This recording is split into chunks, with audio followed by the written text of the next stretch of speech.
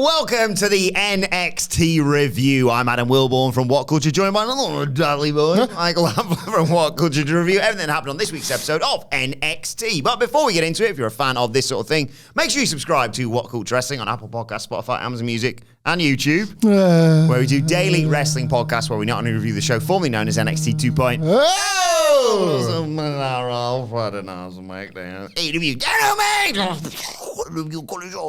pay-per-views, premium live events. We have interviews, roundtable discussions, and a round of the week complete with a bigger quiz, of course, on Wrestle Culture. As I said, though, joined by Michael Hamflett to review last night's NXT. Get well soon to Michael Sidgwick.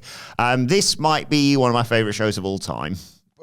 It's just, I used a comparison last week about how NXT is like ordering a lot of ice cream talk today. It's like ordering a chocolate, orange and bubblegum ice cream. Mm-hmm. It shouldn't work. Many people would suggest it doesn't work. Even after tasting it would think, this is not quite right. But it just, I don't know, like I want certain things out of my wrestling each day, of all the stuff that we cover and all the stuff I would watch by choice, even if we weren't covering it. And it just continues to corned beef scratch that itch, you know?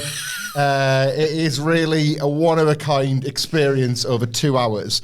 And I say this with increasing regularity, as NXT is starting, I just sit back and relax in a way that I don't ahead of another show kicking off. It is a different feeling when I tune into this. Often complete bollocks. I love it. Yeah, I don't want to do the whole AEW NXT comparison thing but they had the wrestling buffet, weren't they? They had all different types of wrestling across that show. Mm-hmm. This is a different kind of wrestling buffet, isn't it? Yes, and my kind of buffet because it's extremely low on quality, very high on quantity, and quite cheap. So, like, it's a buffet I would pick, given the choice. But there is some great stuff in there, which we will get into. Starting off with, in fact, Wesley, who opened this show. Great to see him back, genuinely. They had a video recapping all of his awesome moments with the North American Championship, and then that heartbreaking bit where he had to forfeit the title, and you thought, is he ever going to come back, really? But he says he's ready to get back to work. And then you see him wiping away the tears, walking through a line of wrestlers who are cheering him on as he returns to the ring. And he says, I've missed this. It feels good to be home. And he comes out to work the first match with Josh Briggs. Just lovely to see this. Yeah, it was one of those things where, like, wrestling doesn't have to do things sometimes, but you're glad when it does. Like, certain matches or moments or whatever just require that little bit of extra finessing. And Wesley's comeback last week, it's very much you probably did miss it. NXT's numbers aren't amazing or anything. So if you happen to be tuning in this week and you're not completely caught up on how this guy's made such a miraculous recovery, you're given that, plus this, like, earnestly quite feel-good sight of a bunch of wrestlers who, by the way, I don't know any of them, but, like, all slapping him on the back saying, it's just great to have you home, all this kind of thing. It's, like, it felt real for how set up and staged it was. You could tell in his eyes it was authentic, and I quite like that. It's like they didn't need to do it, but they did, and it makes you realise that here's a guy that you need to care about and pay attention to, and gave Josh Briggs the chance to do like this extra weird strut on the way to the ring, like, I don't care about Josh Andrews. It's like, I know you've turned heel, but you haven't turned arsehole. Like, yeah, he had relish it, like, back in the hospital. More of an edge to him. He started off basically by being like, recently repaired back, is it? I guess I'll kick you square in it then. Yeah. Jesus, Josh. Giving that biker chain off the dead man or something like that. In the end, Lee fired up, kicked him out to the floor, but missed the slingshot dive. Briggs missed a boot and then just hoyed him into the apron instead. They go back in. Wesley hit a Hurricane Rana. Briggs goes out to the floor and he gets hit with the head scissors. Ivar comes out as the cardiac kick gets countered into a backbreaker to take us to a break. None of the Viking stuff here, just street Ivar. Yeah. They return from the break and Ivar's doing guest commentary, which was a very weird sight. Yeah, he's already come out looking like he's in Aces and Eights, and now he's just completely like hanging out with Vic and Booker, basically. Briggs targeted Lee's back. Sorry, I did like how Vic Joseph went for the handshake, and I was just like, yes, I'm happy to be here too. I meant this in a way. Lee made a comeback though, dived through the ropes onto Briggs. You see people go for a high five and they just get left. It's excruciating, isn't it? Did that at five-a-side. I did that at five-a-side, and the other day I almost walked off the pitch. The lad came over and I was like, "All right, man, good to see you," and he just walked off, and I went, Feel good. let's get the win today. Feel alive. So they fight on the outside. There's a dive through the ropes from Wesley onto Briggs. They're basically at the feet of Ivar, who gets up, and then Briggs just gets drop kicked into him. Sent back inside. Wesley hits the spiral tap for the win, shining in his in-ring comeback. And then Briggs and Ivar start brawling, and Lee takes them all out with a big flip dive out of the ring. And we see the North American champion Obafemi watching from the Eagle's Nest thing and smiles, enjoying what he sees here. Yeah, you know, Shawn Michaels, Triple H at SummerSlam 2002, or Kenny Omega in the sort of trios comeback of 22, whenever. When they're kind of doing the slow build to the Shawn's back, Triple H, I know it's a fight, but don't target that weak spot.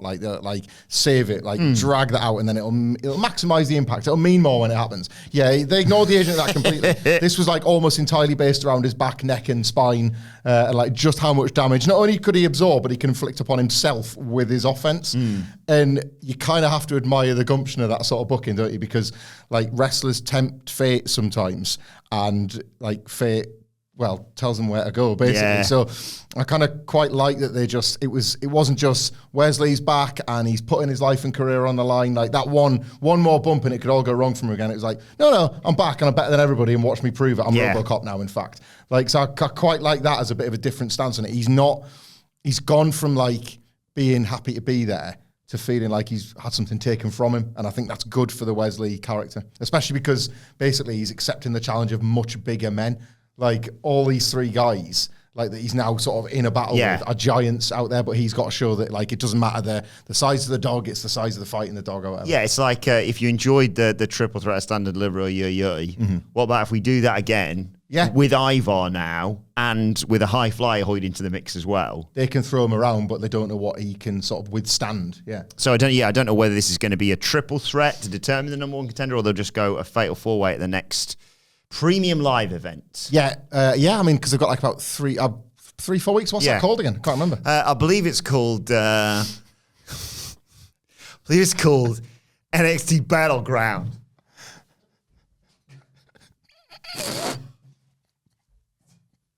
You're grounded. Battleground. Wait.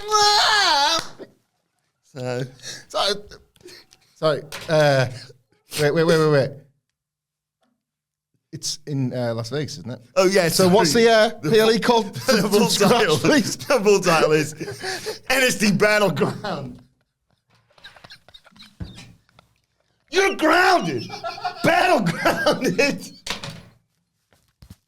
With my arm. Yo. Right, before we go any further, we have to address the elephant in the room. Oh, all right, Nelly. Shout out to Callum Lambert from Melbourne, who says, I hope you enjoy the ability to battleground the other Dadley boys with this fit. I can't wait to see Sidgwick's reaction to this bad boy. Don't worry, we'll get him next week. Nobody tell him. Nobody tell him online, please. PLE equals Premium Live outfit from Callum Lambert. Callum, thank you so much for this. Thank you, Callum. I'll add it to the costumes. PLE equals Premium Live outfit. I think so. He just says premium outfit, but I need to put something in the L there. So. Oh, that's good. Thank you, Callum. I said to you before, do you reckon people notice I'm wearing dog tags? I did like the attention to detail. You could tell your performing arts past where you suddenly realised nobody's going to believe the child character in this bit if the dog tag's sticking out. So backwards hat, dog tag straight. Phil said to put the hat backwards. Very, very smart. Very smart. I didn't even see you put the shades on. I don't know how you did that. You must feel better now. There's a lot of pressure going at these podcasts when you have to perform as somebody else. So you must feel glad that's done and dusted. Oh God, yeah, I don't like that. There was a weird sensation. Yeah. We get a recap of NXT Underground from last week. And before we get to the match that follows on from that, we see Tyreek Igwe and Tyson DuPont who were backstage there with Hank and Tank, and the tag champs were, of course, Nathan Fraser. When I'm cleaning windows. See him. That's because he's so fast.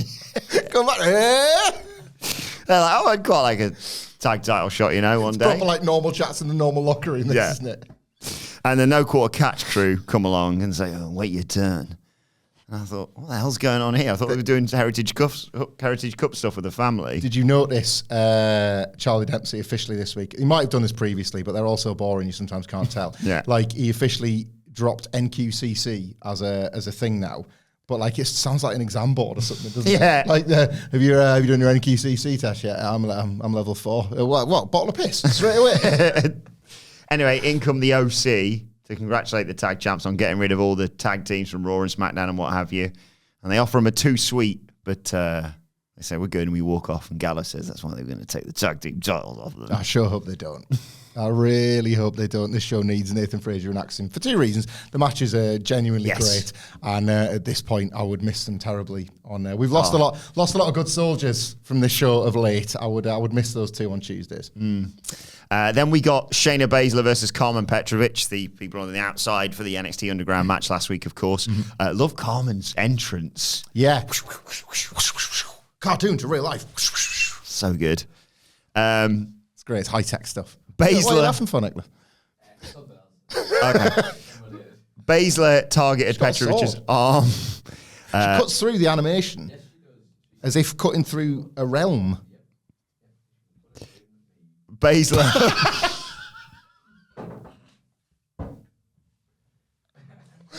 Yes, comment section. We do need to get Adam Nicholas a microphone. Yeah. Baszler trapped her arm in the support beam under the ring and just battered it, basically. There was a brief comeback from Petrovic. She got some near falls on Baszler, went up top, and then just jumped basically straight into a Kirifuda clutch for the submission victory for Shayna. Simple but effective, because they had that thing where they must have had a chat beforehand, or Petrovic just knows this about herself, I guess, where like her arm can be bent in such a way that it looks like unnatural.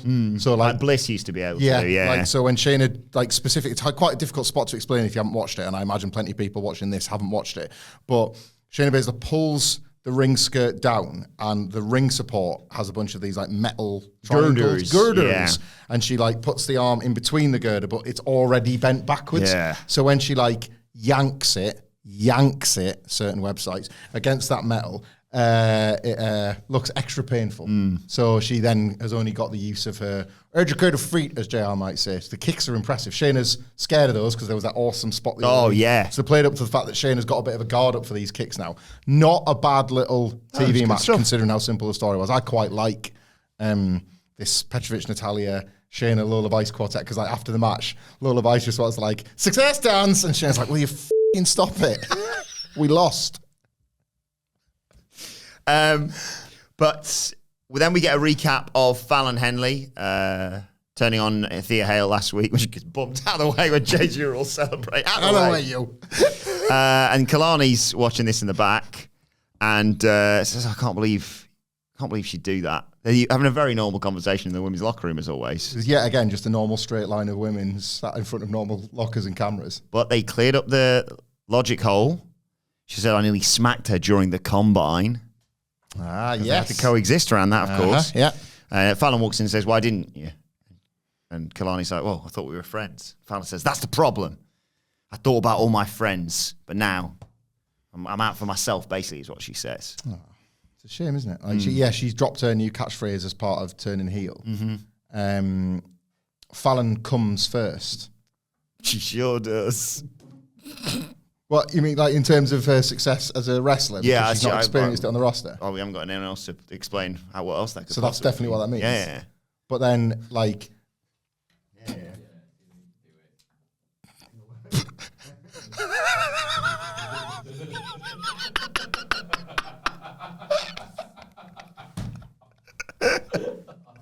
Right.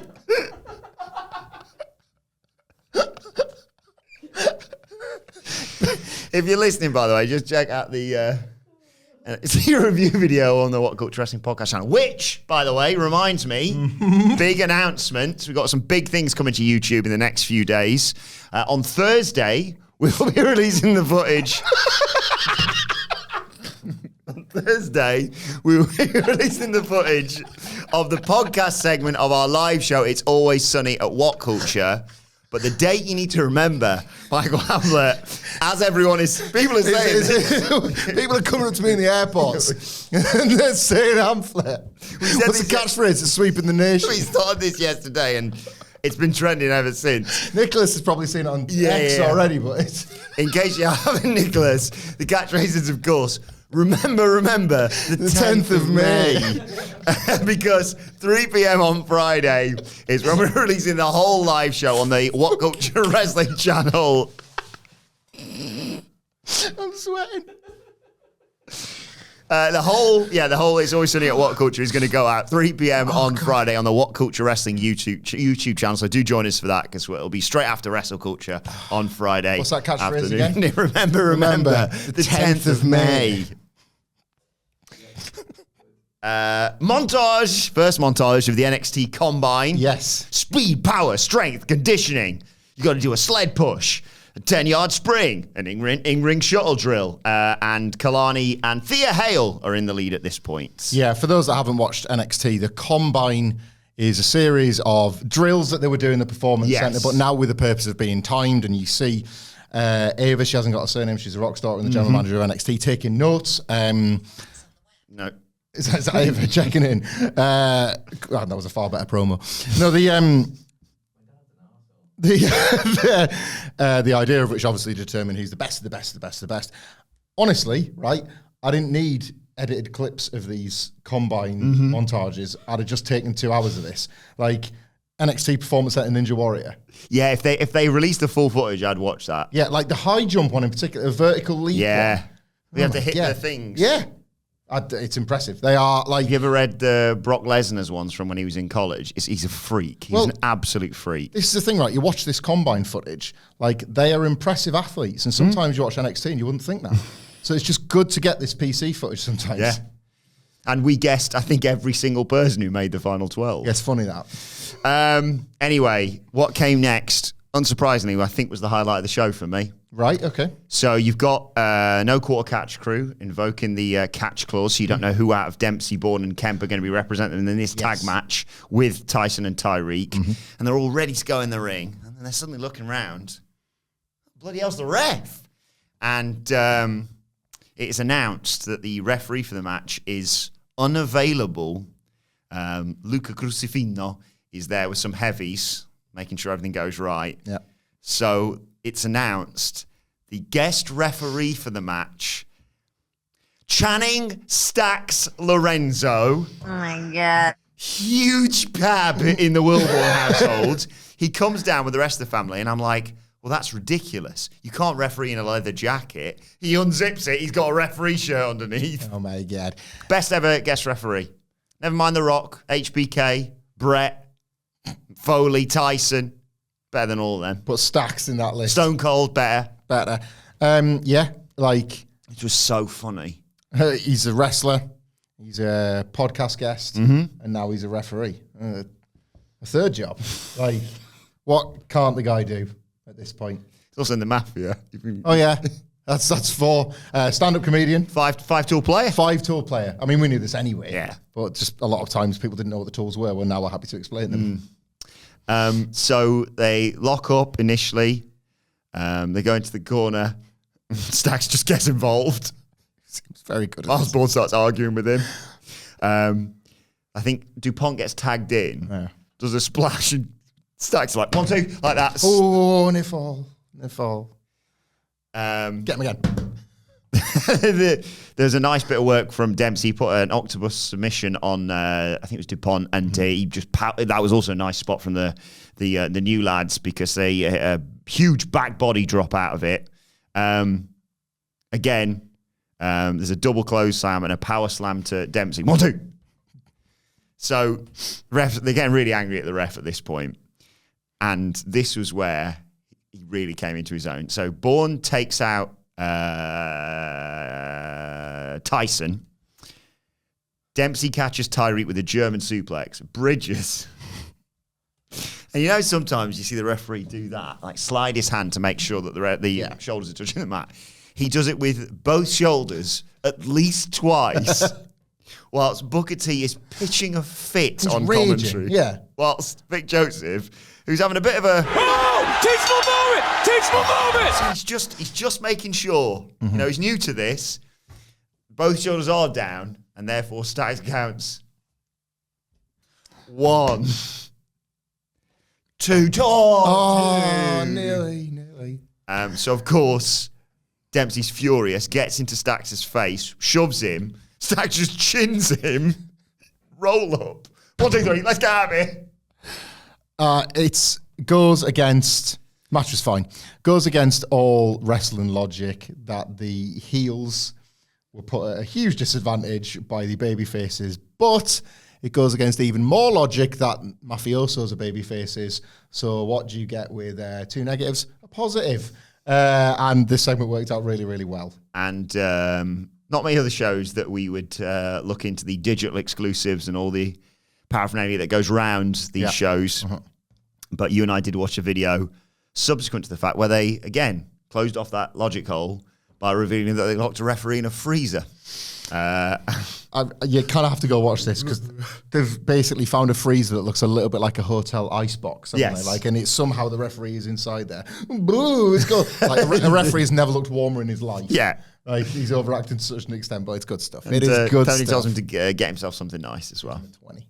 It's the proper stuff. This is pro wrestling. How do you follow that up with 2 other excellent performers? I'm talking about Chelsea Green and Ariana Grace, and Georgina, Gigi Dolin, sandwiched in the middle, hating her life. They are sat on this long bench. Green and Grace are at opposite ends, and as they slowly compliment each other, they squidge in closer until Gigi's just like, God, just a rose between 2 thorns, or whatever you want to describe it. They are both so ecstatic that each person's there. Ariana Grace calls it fabulous that Chelsea Green's here. Chelsea Green talks about all the bloody nightmare GM she's had to deal with.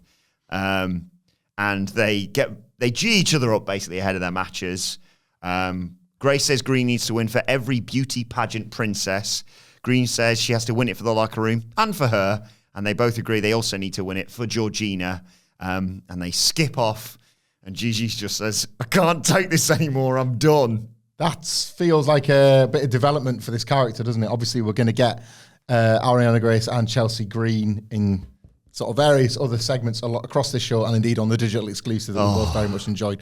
But Georgina can't put up with this much longer, and you feel like maybe next week or the week after could be the breaking point, which is good because we've got the combine. It could be just in time for one of them to make it into the ladder match. Yeah? Theoretically, it should be Gigi Dolan. Otherwise, what the hell are we doing here at the Performance Centre? But we'll see. I think she just gives up and joins them properly. Why fight it at this point? I mean, is it that different to being in Toxic Attraction? Yeah. Like, I don't know. And look what happened to the other one. I didn't realise quite how badly JC was smashed in the face by Thea Hale. Cheers, you around and find out. Roxanne Perez is interviewed. The kids will see this one day. I have to keep forgetting. Or if they don't watch it, like maybe it's one of their mates in the playground will or something. What's it? It looks like a character from Roblox, doesn't it? It does, yeah.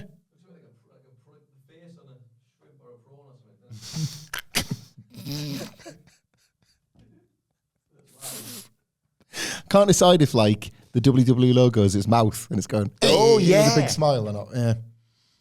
Or it's like wearing a snood, a WWE snood, covering the rest of his face.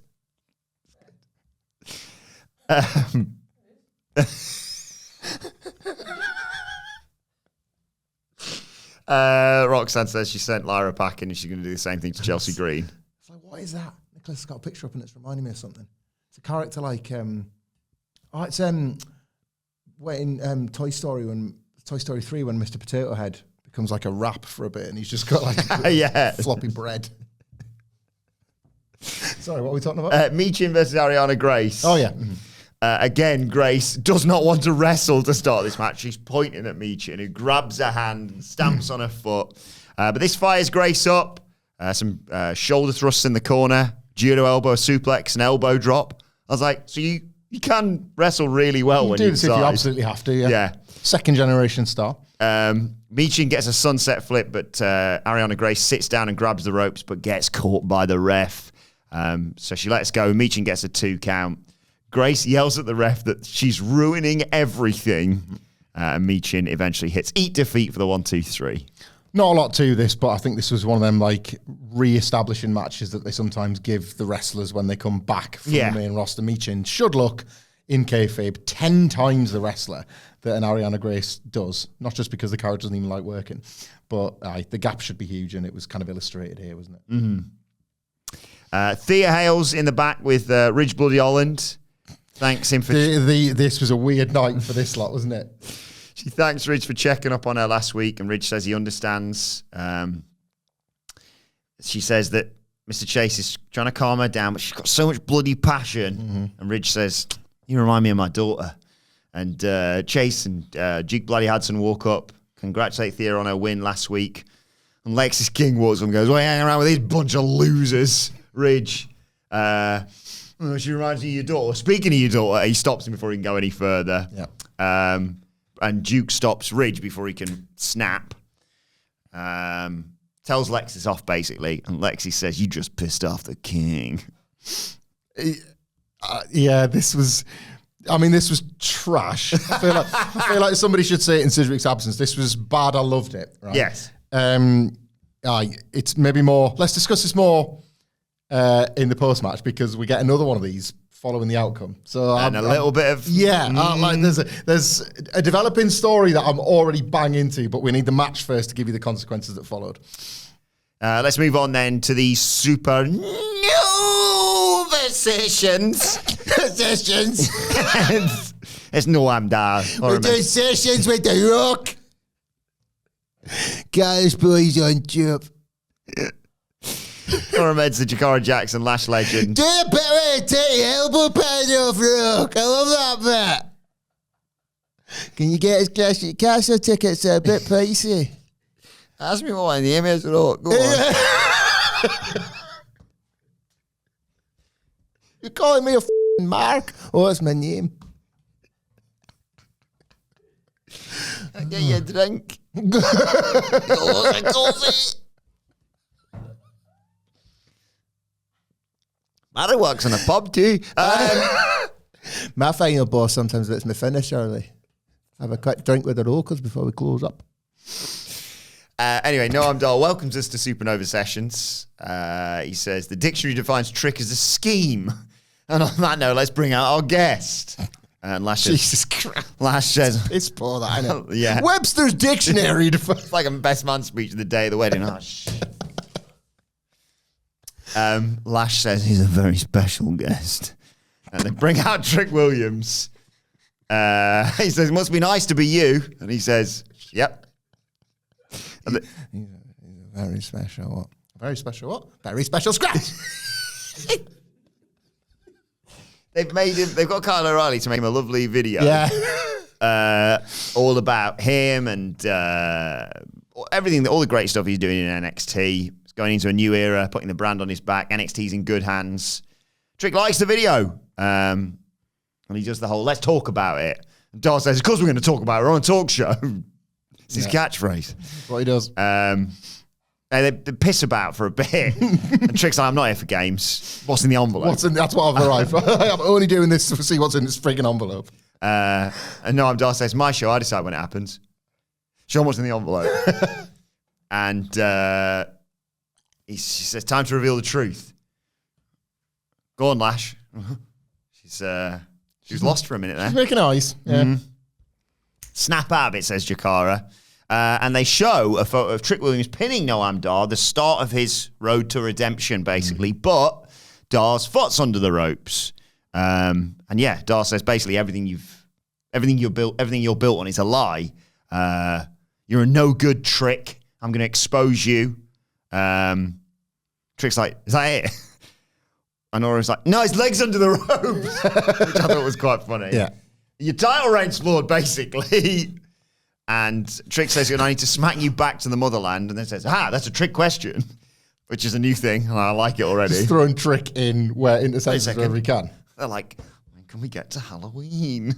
No, silly rabbit. Trick Williams are for kids and adults and all the family here at WWE Live. He said, I've got you didn't have to go to all this effort to get a title match. All you had to do was ask.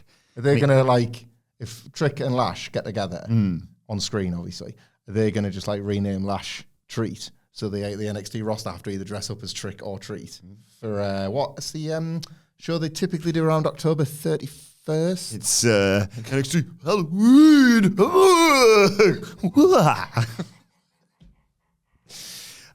Trick says, Lash Legends are reacting like it's the Maury show and I'm not the daddy. And it all gets a bit like, oh. Yeah. And Doll's like, what's he talking about? Come on, keep up, Noah. You've seen it.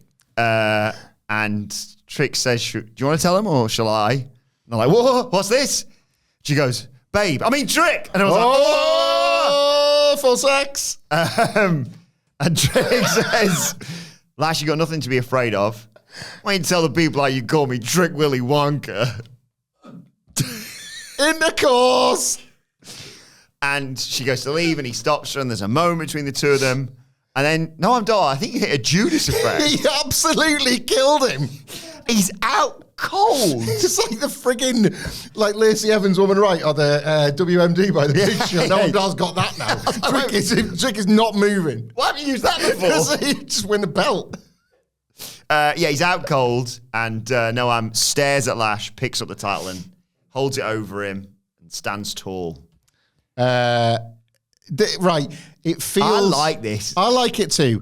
On paper, I don't mean the photograph, Trick and Noam Dar feels a little bit lightweight. The title, is in no doubt. Yeah. Less so than even a Cody Rhodes versus AJ Styles, for example. This challenge that we often talk about in wrestling of the first contender and how difficult it is.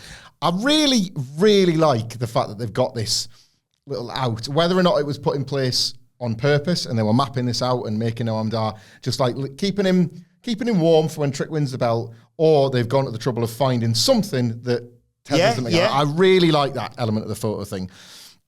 Yet again, wrestling just cannot help being wrestling.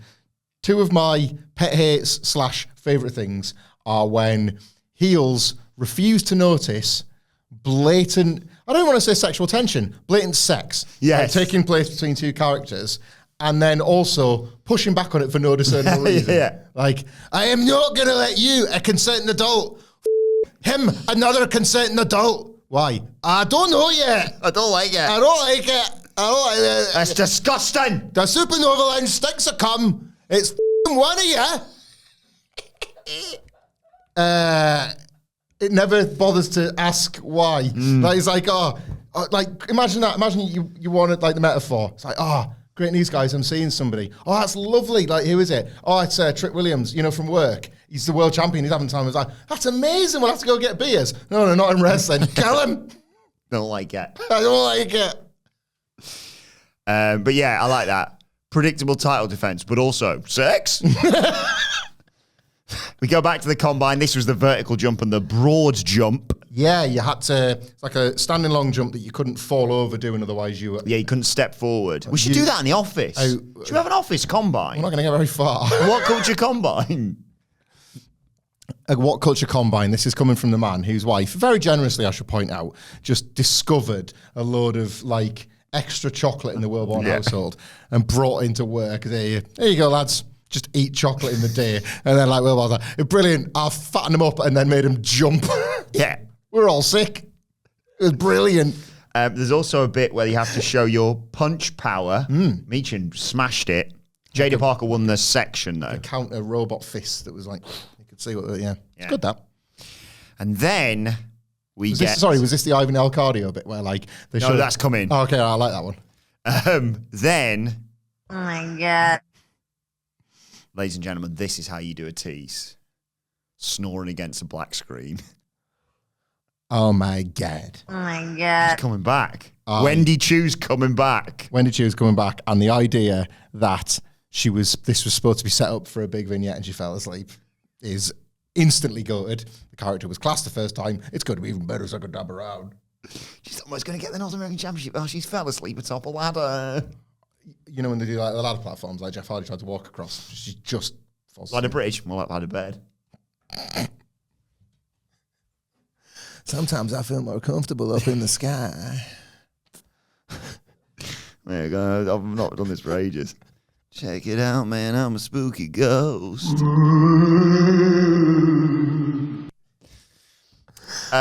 Natalia and Carmen Petrovich are walking backstage, and Carmen's apologizing for letting her down. Now it's like, don't worry. It's about finding your edge, about being the aggressor. Someone walks up and congratulates Natalia for a performance in NXT Underground, and then someone with a bell end walks up and says, don't worry about losing, Carmen. You're still a smoke show. So she just roundhouse kicks his head off. And Natalia says, that's a start. Whole thing was just normal backstage, this, isn't it? Like, what are the chances of two people in a row walking up and saying completely different things?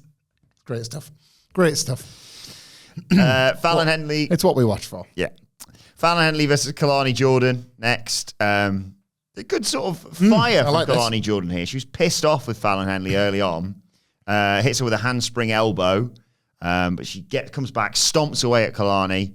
But Jordan comes back, a flipping leg drop for 2. But Henley sends a throat first into the ropes to take us to a break.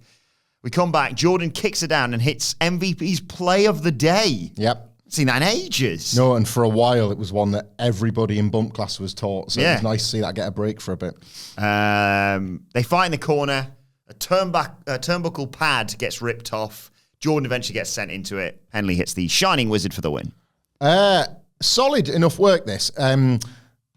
We've said before, I think that Jordan's really got something. Yes, absolutely. And I think for a while it was being obscured as the, she's the newcomer that just can't piece it together, and you weren't sure if it was part of the act or it was you were actually watching the development of someone. I think now it was clear that it was just part of the act. Like as soon as she's been allowed to gew a little bit, you can see that she can. So that's quite exciting. But Fallon Henley had a good first night as a heel, I thought. This was, a match that I kind of, in good faith, recommend people take time out of their day to watch, unless they're already choosing to watch NXT, of course, and you all should. But a good first night for her as a heel. There wasn't too many crazy changes to the character. This wasn't one of those NXT flick of the switch. No. Right, I'm full of hatred now after a week. And I like that, because you want Fallon Henley deep, deep, deep down to be pure of heart. Because somewhere backstage, there's a Brooks Jensen looking on, wondering what the hell happened to those guys, and just hoping that the goodness within Fallon Henley and Josh Briggs will one day rise to the surface, if only for Brooks. And Fallon comes first. That's what he's hoping most. What, because he wants her to have success in her professional life? Obviously. I don't know the implications there. Good, yeah. Unless, no explanation. I sort of forgot he was there for a minute. Summer-ready microphone.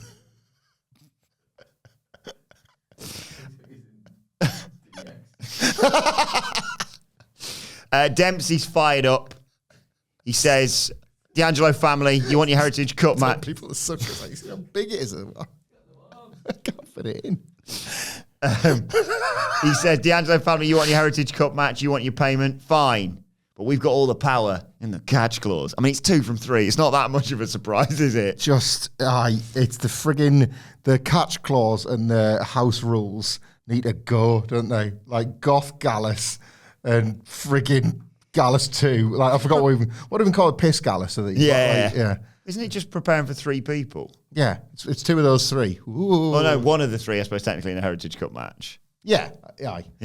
But so, like, they just prep for all 3. I take a guess, despite things that happened later on, it was always going to be Charlie Dempsey. Yeah. Aye. Anyway, he says, how does it feel to have none of the power? We'll see about that. Time for the strength and conditioning portion of the combine. Lash Legend hoyed that medicine ball bloody miles. Kicked ass. I'm telling you, man, I could watch more of these clips. If they put them on YouTube in full, I'll just sit and watch them. They're incredible, incredible athletes, these people. Amazing. Ren Sinclair looked good as well. Sure she did. The ISO mid-thigh pull was good from Michin, but Izzy Dame won that one. And then there was several different cardiovascular fitness drills for the conditioning gauntlet. Ivy Nile just smashed it. It was great, this, because obviously I have no doubt that Ivy Nile would be like incredible at these cardio activities, but the way they edited it, it was like they just filmed them all like trying to hit the wall or whatever it was, and then Ivy Nile just steps off the machine with that breaking a sweat. Yes. It just like, oh, good to go. What are you doing next? It was so believable as well. That was it. Like, it looked in theory like it was going to be so preposterous. Then she just sort of like, oh yeah, whatever's next. It's like fantastic. She's been on the main roster now. Yeah, you have to treat her like she's got more. Like, the origin of Ivy Nile and the Creeds. She used to come in and just hold herself up on the corner, didn't she? Yeah. Feats of strength and sort of physical, like sort of fitness like this, so she should nail this kind of thing. I hope they put her in the match. So advancing from the Combine, this is the 12 that will go into 6 qualifiers for the 6 people in the Women's North American title match. Goes down at Battleground. I don't want to affect his outfit now. Okay. What is it? What is it without the outfit? I've forgotten. It's NXT Battleground. You're grounded. Battlegrounded. Where is it? You'll win it. Ding, ding, ding, ding. Well, you're going to go, yeah, because that'd be stupid. Yeah. Sol Ruka, number 1. Yeah.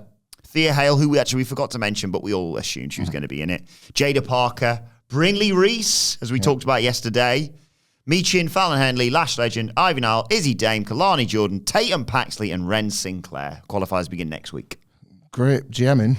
Like the 12 most prominent figures on your female roster happen to win the Combine. Where's the Riz? Look, the Riz had other things on the go. Good tonight. point. That's fine. Lexis King versus Duke Bloody Hudson next. I'll just skip to the finish, shall I? Yes, back and forth. It was no good as well. It was rubbish. But the ending was class because Lexis King is out on the floor, starts yelling at Thea Hale. Andre Chase is like, chill out.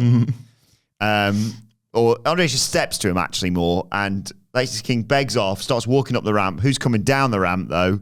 Ridge Bloody Holland with a chair. Oh, Ridge, you've taken it too far again. Are you happy to be violent now? What, like, are you sad? He chases King into the ring. Andre Chase is like, don't do it. Ridge Holland goes, no worries, I'll just slide the chair in. Does that. I'll just leave this here. See you later, guys. I think, Hudson goes to pick up the chair. The referee's like, you can't use that. And he's in the middle of getting rid of it when, and Hudson's distracted by all that, when King swoops in, super kick, coronation, and he wins again, the sneaky bastard. Like, King didn't cheat enough here, did he? No, I thought we were going to do a proper, you just you're not concentrating. Yeah, a bit like, so like earlier on with Stacks as the ref, the babyface with cheats, here they were idiots. But obviously we don't necessarily know of Ridge's full intentions. Well, should we talk about that now, actually? Yes, please, yeah. I love this segment. Maybe my favourite on the show this. A little bit later on, Thea's flipping out backstage about Lexis King. Mm-hmm. Ridge walks up and apologises. She says, look, you got every right to be mad at me. But Duke's like, no. You remind me of my daughter. Yeah, you've done that one, Ridge. Duke's like, no, don't worry. We know it's Lexis King. And he says, but they say, well, buy dinner. Yeah. It's even. Riley Osborne goes, no changes the spots. Love this. And Ridge is like, I got to earn your respect. No, he didn't, right? Ridge is like, hey, lads, I'm so bloody sorry. I'm so bloody sorry. I'll do anything. I'll do out to make it up to you. I don't care. Whatever it is, I just want to prove myself. And then, buy us dinner. He's like, no problem. Anything at all. And then he's like, Riley was like, Leopard never changed the spots, mate. It's like, well, what more do you want? It's like, hang on. You pivoted pretty quick. I don't think I trust you either. You're going to lace the food. Chase, you all got now to do with me.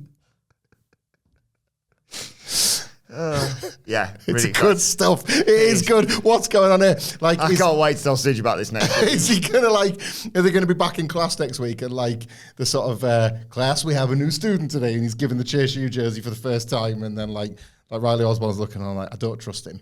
I do not like him one bit. I suppose they can't, unfortunately, because he's done that. She reminds me of my daughter. They can't do the romantic thing because if he was trying to move in on Thea Hale. So many ideas. I've got so many. I had one there. Fizzing with creativity. They have like a puzzle on the board. Yeah. Like, I don't know. Maybe it'd have to be like a wrestling question, wouldn't it, rather than like an equation? Yeah. Otherwise, that'd be stupid. Yeah. Thea Hale's buzzing because she's got the right answer. She's written it in. And Ridge Holland comes in just before Mr. Chase does.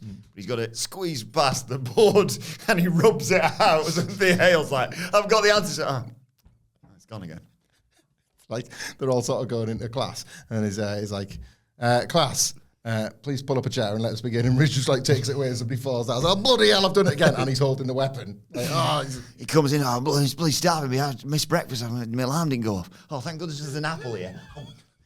Sir, did you get the apple I left on your desk? Oh, no. Because the Ridge... some pips just fall out. The apple goes everywhere. Pardon me. Riley Osborne. Told you. Let me know changes its spots. What more do you want? Oh, Morgan. What's Sean Spears got to do with this? Like, where does Yeah. Is he controlling all this? Is he the Maybe puppet he's a master? substitute teacher. Oh my God. Today's class, counting. 10. 1, 2, 3, 4. 1, 2, 3, 4, 5, 6, 7, 8, 9, 10. End of song. In amongst all this, Noam Dar and the gang are leaving. And they said, what happened back there then? And he said, I knocked Trigg's lights out. And they're like, no, Lash Legend. He just walks off. And then Javon Evans gets into it with them for some reason. I just thought everyone's so thick. What happened back there then? Well, they're having full sex. That is evident. Chelsea Green's on her way to the ring, but before she gets there, she walks past someone, and I recognise them, actually. It was Von Wagner's old manager, but his name completely escapes me, actually. So, any ideas? Any ideas? Robert Stone. How did he... Whoa! Wait a second. Yes. Robert Stone. That's what you pay the big bucks for. Save this one for the awards folder. You know, like some podcasts call themselves the #1 wrestling podcast in the UK. Some podcasts f***ing are. We all live right? it. We All live right? it. You can't just put a f***ing label on your frigging poster and say that you are. You've got to earn it. Yeah? Thea Hale's spunky, isn't she? That's Jasmine Nix's words. Not Wilbourn. I mean, she's got a lot of energy, right? Yeah, that's what I read into it. See? #1. Jasmine Nix says she's an animal, not a leopard. That'd be Ridge Holland, but she's an animal with no remorse. I didn't realise she properly. Imagine if he's like, hey guys, you know what they say? A leopard never changes its spots. It's like, we've not done animals and chase you yet. Go to the zoo. What's a leopard? Is that like a dog? Big dog. Big dog. I think I'd picture a Dalmatian, but yellow, basically. It's like Thea Hale does it, but she gets it wrong. You know what they say? A leopard never changes its stripes. Isn't that right? You're so close here. I brought a leopard in. There's a fucking leopard loose. Show and tell. NXT's on edge this week because there's a leopard in the building. I was at that show in Philadelphia where that wolf turned up. Yeah, yeah. There was like a real wolf turned up at Murder Mania's Philadelphia. So a leopard at NXT feels like the next level. WWE have seen what are the indies doing these days? Well, we've gobbled up all the best workers. Will Ospreay's doing the best flippy stuff. So like, leopard in the building. Ridge Holland's got to hit it with the chair. Oh, he's got on a tranquilizer. Doesn't choose the wrong person. Oh, bloody hell. She's under a chase.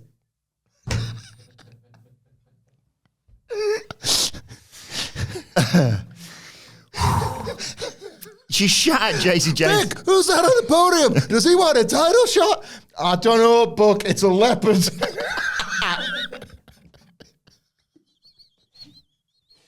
Do you want anything from DoorDash while I'm at it? The leopard's got a chair in its mouth, but who's it gonna hit?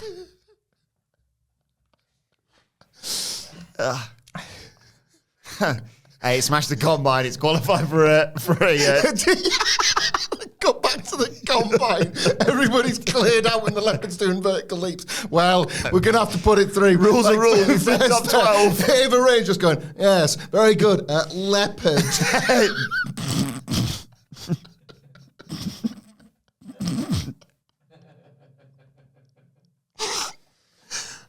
She shattered JC James' nose. I didn't even realise. This looked rough. This did look rough. Fair play. All accidental, obviously. Get well soon. She's become one of our proper favourites. Oh, it's a leopard.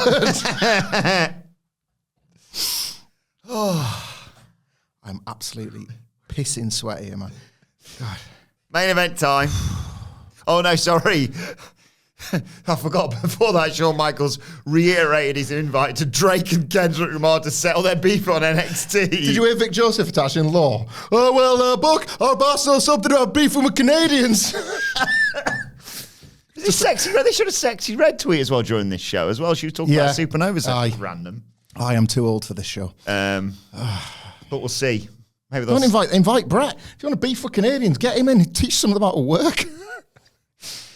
Main event time. It was the NXT Women's Championship on the line. Roxanne Perez versus Chelsea Green. I was slightly disappointed that they didn't go for that when they announced her, but also only one person can really pull that introduction off. That's it, isn't it? Yeah. That and the Ludwig Kaiser thing that we were watching this morning. There is a supercut out there, if you haven't seen it, of Ludwig Kaiser. But you get so many of them together, and after a while, no other words make sense. No. So I would recommend that. Chelsea Green got a roll-up straight out of the gate, which I thought was really funny, because Roxanne Perez was like, I almost lost my title there. I quite like this match. Wasn't ready yet. Whisper it, I quite enjoyed this. Roxy was just pissed off with her straight out of that. Grabbed her by the hair, sent her into the corner. They get broken up, and then Roxy just slaps the taste out of her mouth, and we go to a break. Roxy's in control out of that.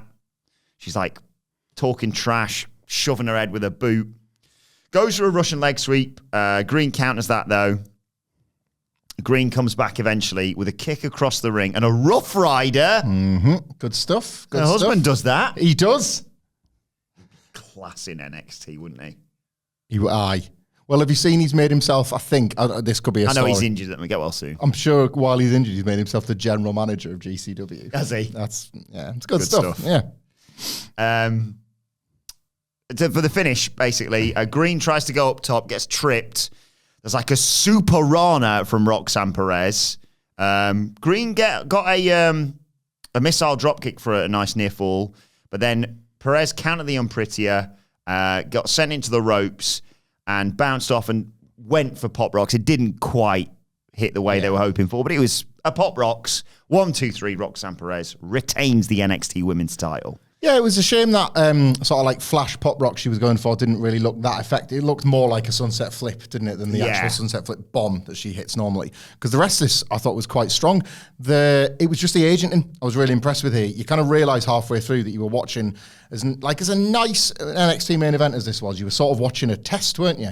Like they were wanting Roxanne Perez to be the dominant heel and to see simultaneously if Chelsea Green can like do the babyface fire-up stuff for the day that comes on the main roster when she's no longer playing the character she currently portrays. Both were believable. Yeah. This was a match that you would have, like, 9 times out of 10, flipped the alliance pin off to make sense of it. A dominant, kind of cheating heel looking for every shortcut versus one of the best underdog babyfaces on the roster.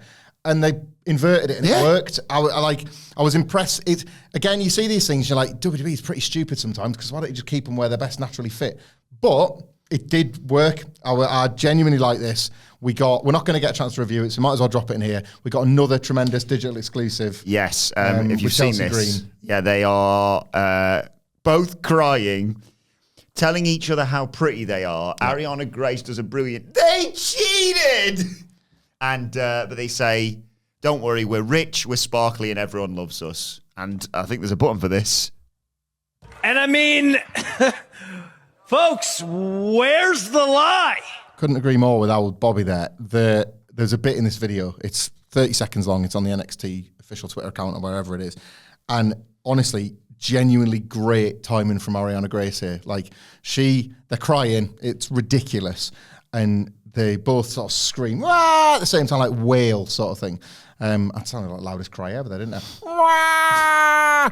Wah! Which is pretty much what they do. And then there's like a gap where in real life you imagine they're waiting for the director to say cut. That's great. And Ariana Grace seems to time it just before that director goes, okay, cut, we're out. So it's like, silence. It goes even louder. And you're like, that's good stuff. Right. Popped me at my desk when I didn't want to. So she got me there. I love them as a tag team. Yeah, keep them around. Nothing against Piper Niven, by the way. She can just go and kick ass on her own because she's awesome. Chelsea Green can do both. Valuable. She, did you hear where, I can never remember his name, but she's come up with a bit like remember the 10th of May. She's come up with like that thing that you just can't forget. Yes. Because I can never remember SmackDown GM's name, you see. But Nicholas Prickles is... David Nicholas is it? It's not, you're right, no. What's it called? Nicholas Dickhead? Oh, God, I don't, like... What? Flair, the video of Flair in that restaurant's come out and he calls him Nicholas Dickhead. What's your name, son? He's like, Nicholas. Nicholas what? Nicholas Dickhead. And, yeah. Come on. Ric Flair. That's That's poor form. I like when he offers someone out and the bloke goes, all right, I'll take you up. And he goes, no, obviously. I'll give you $1,000 to call him an arsehole or something. It's not great footage. That's not damping the vibe of NXT. No. There was a happier end to the show. Yes, thank God. Because I was thinking, it's a bit of a weird, Roxanne Perez. We all thought Roxanne Perez was going to retain, but I thought maybe someone was going to come in or whatever. Yeah. Even better, we cut outside and there's another family kidnapping happening. Nightmare when that happens, isn't it? Yeah. Damon Kemp and Miles Bourne are getting the crap beaten out of them by Stax and Tony D, shoving him in the boot. Tony turns around and says, "Oh! You think you're in control, Charlie? You think you're in control? How about that catch clause now, Sir Charles? Come on, let's go." And they speed off. And then Charlie Dempsey walks out and goes, "Well, bloody hell is everyone?" And obviously, because it's this invisible camera, you can't have the camera on being, "Well, I went that way and this subject mate's in the car." So he just left out in the cold, wondering what went on with the exact person that could tell him. And it's the Heritage Cup next week. The stakes feeling high, aren't they, considering how useless this trophy is? I can't sleep. I'm so excited. It's bigger than the world title, you said, didn't you? Yeah. What's your take on this? It's physically bigger and just generally considered to be like there's a very limited number of loads of people who've been NXT champion. Heritage Cup is not as big a list. A little more to add. Let's wrap this podcast up, shall we? Either close. Before we do that, actually, I'm feeling a bit low on energy. I've been very giddy today. Well, that's good because we're at the end of the podcast. Yeah, but I'm so. You know how I get a bit tired. I've literally never seen that. I've traveled around the world with you and I've never seen that. Well, I'm just going to go. Nicholas saw it once. Yeah, Nicholas saw it once in LA. I remember that. You having a good time in LA? Yep. Them sure are letters on ale. Remember Faustino Espria? Yep. Anyway, before we wrap up, I'm going to go and get, and also before Phil Chambers gobbles it all, I'm going to go and get a tiny bit of the chocolate from downstairs. So let's have your predictions as to what you think happens in the Heritage Cup match next week. I'll be back in a minute. See you in a sec. Viewers, listeners, yet again, Wilbourn has shown his unprofessionalism, not in leaving so soon before the end of the podcast, but using the word gobbles when he knew it was designed to pop me when I've now got to speak to camera because he's decided to walk out the studio when we've got nothing left to really discuss other than to get excited, of course, about the Heritage Cup next week, of which I am. What with Stax, our friend, corrupting the situation, Where the hell is everybody? Hi, Stax. How's it going, huh? What do you think? Full threads. You got straight on the plane from work. Exactly. Don't watch the digital exclusive where I actually give the showing back to the referee. I was just going to ask about that. Yeah, Doesn't matter. What do you think of the old refereeing performance, Hamflett? I thought you were fantastic. I wouldn't normally say somebody looks good in those colours, but today, Stax, you look fine. You did a great job. Who the hell's this guy? That's our colleague, Microphone. Nice to meet you, Mikey. How's it going? Oh, God. I killed a guy. That's happening again. Who are you? No, I'm Dar. Hey, Hamflett, special day today, of course. Not just what happened last night, but happy National Coconut Cream Pie Day. You know Stax loves a cream pie. What did you Google to find out that was today's day, Stax? I just got it in my Rolodex, my calendar. In your regular Google searches, some of those terms, May 8th, I got it cycled, National Coconut Cream Pie Day. May 9th is, of course, I know about the podcast section going on the What Culture Wrestling Podcast YouTube channel. Then Friday, I got nothing. Well, right. There's a catchphrase that's kind of sweeping the nation, but I guess not your nation just yet. Not yet. For Friday, Stax, remember the 10th of May, because you'll be able to watch the What Culture live show. It's Always Sunny in What Culture from Philadelphia. What a show that was. It was a great show. I'm trying to remember if you were there for it or not, I believe I may have made an appearance. Well, people can see your appearance on that show if they remember the 10th of May. Evelyn, what's the deal with coconuts? Oh, that's the search term you're picking from. Coconut Stax. They've got like sort of wiry hair. They're round. They produce milk. They're not like me when my children were young. They're a fruit, believe it or not. Oh, apple. Not the only nut that is, in fact, a fruit. Care to guess what else? Might it be a fruit masquerading as a nut? Peanut? You are not wrong, but I was thinking of our friend, the cashew. Oh! We can all Google things. I got 2 cashews on my feet today. We didn't plan this. And that's why we're number 1. So, Stop lying to your f***ing listeners. just write that down for Willie. Just quite a bit of work for him today. I don't like liars, Stacks. That's fair. So coconuts. Anyway, Yeah, coconuts. You know, my missus and I are actually big believers in using coconut oil as lube. It's been very good for us, but the problem is now when I eat macaroons, I get a boner. So, 3 questions, 3 jokes, and then a little chat up line for anybody who's a fan of coconuts to come. Yeah. Have the question joke number 1. Yeah. How do you kill a guy with a coconut allergy? Ooh. Right, well, I mean, you'll know the answer to this probably from your second life. I would normally confer with Sidge. He's not here, he's poorly. You've knocked out microphone. Sorry, Mike. So can I have the setup again, please? How do you kill a guy with a coconut allergy? Huh? Coconut allergy. So, it's easy because they're very shy. Good, all right. Shy? How do you kill a guy with a coconut allergy?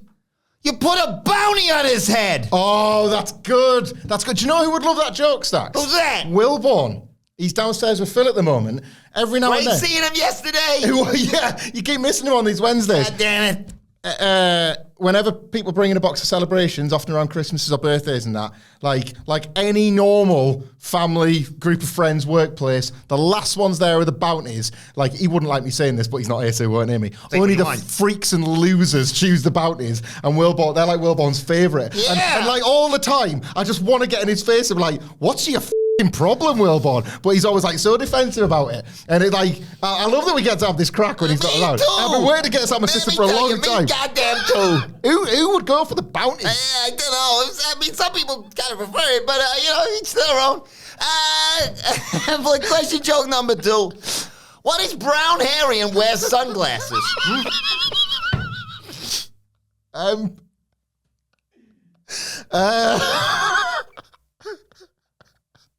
I mean, I don't know. I sense the arena in which this punchline could exist, but I'm going to let you deliver it. What's brown hairy and wears sunglasses? Not Michael Sidgwick. A coconut on vacation. Picture that, huh? That's all I'm picturing. Final question, final joke for you, and then that nice chat up line you can use if people like coconuts. What did the hurricane say to the coconut tree? Hurricane. Say the coconut tree.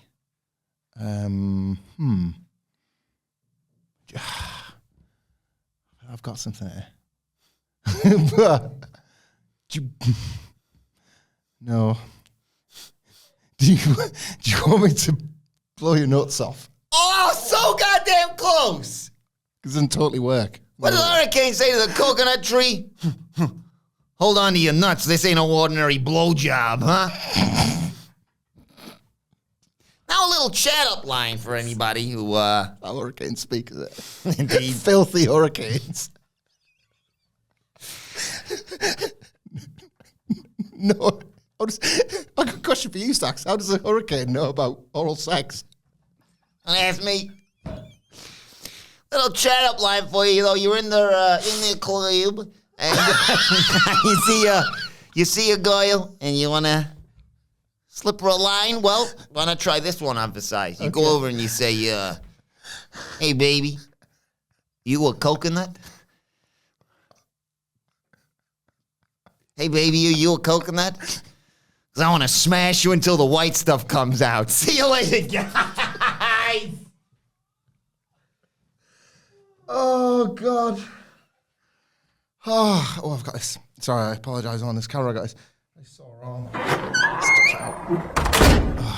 Bye, Stacks. Oh, Oh, you again. You just missed him. That was delicious. Hang on, I forgot why you left. I went to get some chocolate. All right, okay.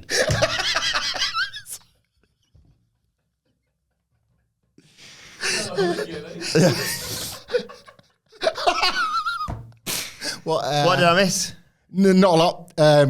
Did you enjoy your chocolates? Yeah, it was lovely. I might get some. some more chocolates on the way home. I might get a bounty. Love a bounty, me. You love bounties. I have them. don't you? If anything, I have them first in one of those boxes. It's great. Anything you want to say to me about that, or?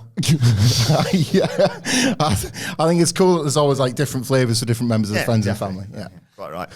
Right, let us know your thoughts on NXT. This has been a roller coaster, hasn't it? Just walk in the room. I'm back.